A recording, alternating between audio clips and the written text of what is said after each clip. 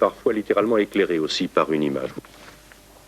L'affaire du Boeing coréen, abattu par l'achat soviétique, évoquée cet après-midi devant le Conseil de sécurité de l'ONU. Ils se sont rencontrés tous les trois à Camp David. Jimmy Carter, Menahem Begin et Anwar el-Sadat. Ils ont déjeuné ensemble aujourd'hui, mais on n'en sait pas plus sur le fond.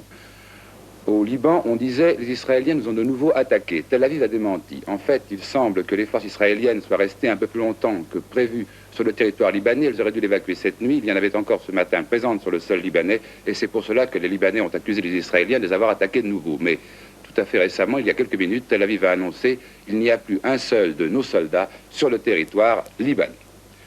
Et, fait plus étonnant encore, la population aurait aidé les détenus à faire la belle. Alors, Jacques-Michel Tondre, de l'agence France-Presse à Varsovie, est en direct avec nous. Jacques-Michel, comment cela s'est-il exactement passé? Eh bien, tout a commencé hier soir vers 19h quand un détenu de la prison du Bidgosh... Pour les 146 ministres des Finances des pays riches et des pays pauvres, le problème est ainsi posé. SOS, État en faillite, réclame d'urgence crédit de secours. Emmanuel Delataille, peut-on encore éviter une crise financière mondiale? Mais effectivement, le monde entier est ébranlé par cette vague de faillites dans les pays du tiers-monde qui n'ont plus un sou en caisse pour rembourser un endettement monstrueux, plus de 500 milliards de dollars. Quoi qu'il en soit, cette victoire semble vraiment marquer un renversement complet de tendance dans la guerre du Tchad. Jacques Merlin. L'opération s'est passée en deux temps. Première phase, les Libyens attaquent hier en début de journée en direction d'Ounyanga-Kébir, une localité qui se situe à 200 km au nord-est de Faya-Largeau. Vers 13h, ils sont interceptés par les troupes tchadiennes. Celles-ci prennent le dessus et les refoulent. Mais surprise, les Tchadiens poursuivent les Libyens, pénètrent en Libye, s'y enfoncent de 150 km, atteignent la base de Maaten Es-Sara et la détruisent. Maintenant, la situation entre les Palestiniens et le roi Hussein, la zone de Zarqa, une ville de Jordanie, des combats qui auraient fait une trentaine de victimes.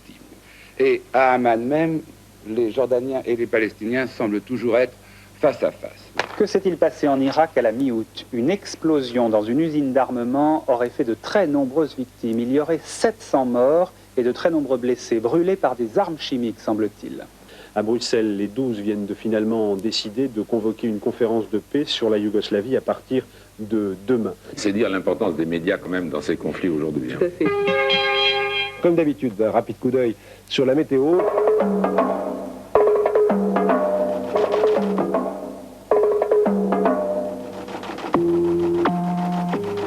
Budget, le gouvernement frappe l'essence, l'alcool et diverses taxes. Il réduit les avantages fiscaux pour les salaires élevés. Madame, monsieur, bonsoir. Plus d'impôts en 84, en tout cas pour les revenus les plus élevés. Ce budget tient compte d'une autre action générale, la défense de l'emploi, bien sûr, et des investissements dans les entreprises. Enfin, il y a une dernière idée qui est celle de la justice fiscale. Voyons maintenant dans l'état actuel de nos informations ce que signifient les projets fiscaux du gouvernement. Avec Emmanuel Delataille. C'est difficile un petit peu à trouver, Christine, cet après-midi. On aurait bien voulu faire un tableau, mais avec Jean-Claude Renaud, nous avons passé notre après-midi à essayer d'y voir un petit peu plus clair. Et le schéma général, nous allons le voir tout de suite. Taxe supplémentaire, avant tout, l'essence. Augmentation de 5%, 13 centimes de 2% pour les ventes et achats de résidences secondaires début janvier prochain, ce qui rapportera 5. Bon, si vous voulez, en résumé. Et vous remarquerez que le thème de l'emploi sert de mobilisation au-delà des frontières avec les partenaires sociaux et les partis politiques de la majorité de l'opposition. C'est vrai. Rentrée sociale, FO estime que le plan anti-inflation est nettement insuffisant. La CFDT déclare « Nous sommes bien décidés à nous battre pour l'emploi ». L'avenir est donc noir. Avec leur politique, le chômage risque d'atteindre et de dépasser 2 millions de travailleurs dans 2 ans. Et les experts du plan estiment que le chômage montera, si rien ne change, jusqu'en 1983. Le secrétaire général de la CGT, Henri Krasuki, reçu cet après-midi par le président Mitterrand, a affirmé à l'issue de cet entretien que la rigueur et l'effort ne rebutent pas les travailleurs à condition qu'ils les ressentent comme justes, a-t-il dit. Demain, c'est au tour d'Edmond Maire de la CFDT d'être reçu par le chef de l'État. Le Premier ministre a accordé une grande importance à la lutte contre le chômage et il s'est fixé, vous l'avez entendu, il s'est fixé un objectif ambitieux, qu'à la fin 85, tous les jeunes Français de moins de 21 ans bénéficient d'une formation ou d'un emploi. Et oui, le groupe Usinor Sassilor prévoit de 4 à 5 000 suppressions d'emplois dès l'année prochaine. Il faut savoir que les plans sociaux des années à venir ne pourront se faire comme précédemment avec l'aide de l'État, car depuis janvier, depuis le 31 décembre exactement, Usinor est sorti des fameuses conventions sociales signées avec les pouvoirs publics et qui lui avaient permis de supprimer 90 000 emplois en 10 ans. Bref. Comme d'habitude, un rapide coup d'œil sur la météo. Les Français vont devoir, cet hiver, utiliser pull vert et couverture au lieu de mazout. Le ministre de l'Industrie a donné cet après-midi le détail des mesures décidées par le gouvernement pour économiser une énergie qui coûte de plus en plus cher. Dans sa conférence de presse, M. Dornano a estimé que pendant 5 années, il n'y aura pas d'autres armes pour lutter contre la crise de l'énergie que les restrictions, la lutte contre le gaspillage et la surconsommation. Comme d'habitude, un rapide coup d'œil sur la météo. Et aujourd'hui, le ministre de la Sécurité a effectué avec Charles Pasqua une visite des principaux points de la capitale jugés sensibles en raison de leur forte concentration de public. Hier soir, le Premier ministre avait lancé une mise en garde aux Français. Nous avons donné tous les moyens et toutes les instructions aux forces de sécurité. Mais si dans le contexte actuel, quelqu'un voit quelque chose qui lui paraît d'une façon ou d'une autre suspect, il est de son devoir, dans le calme et le sang-froid, bien sûr, de prévenir immédiatement. Comme d'habitude, un rapide coup d'œil sur la météo. Et puis Jean Rostand avait eu ce joli mot, le biologiste passe, la grenouille reste. Troisième information de la journée pour 12 400 000 téléspectateurs et donc pour plus de 20 millions de parents, la rentrée des classes. On parle beaucoup du stress des enfants à l'idée de cette rentrée scolaire aura lieu jeudi pour 12 279 500 jeunes Français. Pour la première fois, rentrée pour les enfants, les parents sur les dents. Les effectifs Après-demain sont mardi, en vos augmentation. enfants franchiront la porte de l'école après 2 mois de vacances. Une épreuve pour vous, Cette mais aussi semaine une va être épreuve aussi pour celle vos de enfants, la dont ruée certains pour vont acheter les pénétrer dernières pour la première fois fournitures dans un scolaires. Au lieu qu'ils passage, ne je vous connaissent signale pas. que d'après une enquête de la Confédération syndicale des familles, le coût de la rentrée scolaire un piège de cette rentrée comme il en existe que dans d'attendre beaucoup de la magasins. Alors, Il faut que Dominique les Laurie, consommateurs est-ce soient que assez c'est vigilants. vraiment impossible d'avancer, ne serait-ce que d'une semaine, la rentrée scolaire en France? C'est une vieille histoire. Il y a bien longtemps que les ministres de l'Éducation se penchent sur les longues vacances scolaires. Problème particulièrement difficile à résoudre à la veille de la rentrée scolaire. Brigitte Fanny. Les enfants perdus seraient-ils devenus la plaie du Brésil? Voleurs ou prostituées, ils seraient partout, ils envahiraient les rues. C'est ainsi du moins que certains policiers brésiliens, dénoncés par Amnesty International, envisageraient les choses. Selon l'organisation humanitaire, ces policiers utiliseraient des méthodes plutôt expéditives pour nettoyer les rues. Dans les grandes villes, des groupes d'extermination, les fameux escadrons de la mort, proches de la police, seraient responsables d'innombrables meurtres. Pour la seule année 89, et pour 7 communes de la région de Rio de Janeiro, 1175 homicides d'enfants. Comme d'habitude, un rapide coup d'œil sur la météo.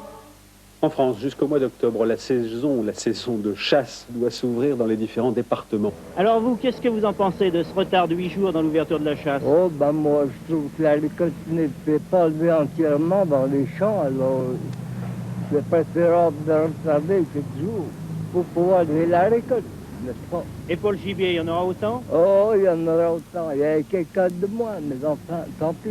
Il y aura plus de faisans? Il y aura plus de faisans, ils seront plus grands, les lièvres aussi. Nous allons accueillir quand même la représentante de la maison Playboy, et vous allez la reconnaître. Bien entendu, il s'agit d'une Bunny que Pierre Richard regarde avidement.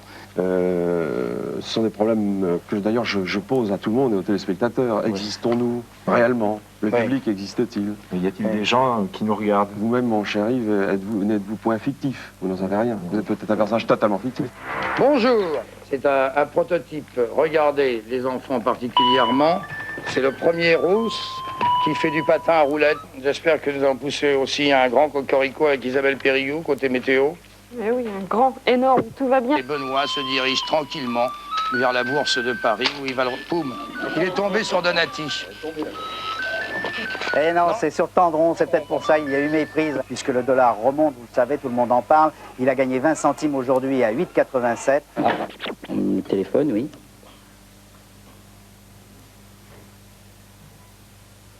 Voilà. Voilà, Pierre Laroux, notre chef d'édition, vient de me faire savoir que nous n'avons pas encore la déclaration de M. Mitterrand. C'est dans ce studio qu'auront lieu les journaux d'Antenne 2. Un studio qui est fait, dont les murs, vous le voyez, sont faits de granit et de briques de verre pour laisser passer la lumière. Un studio dans lequel se trouve cette table de 4 mètres de long. Que maintenant, je vais appeler notre chef d'édition pour savoir si on peut entendre la déclaration du président. Le tiercé de Vincennes. Il se courait dans la 4e course. Pour gagner, il fallait jouer Le 16. le 16. Et le 16.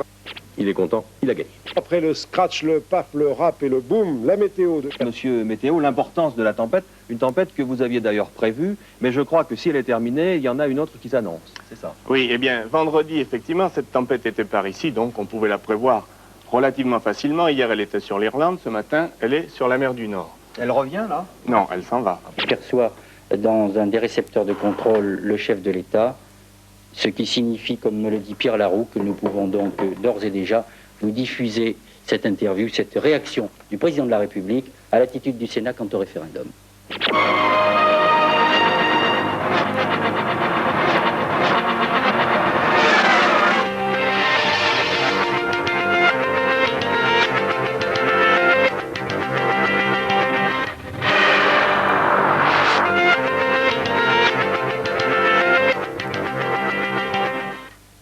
Chez les hommes, podium. Chez les hommes, podium. Chez les hommes, podium. Chez les hommes, podium. Chez les hommes, podium.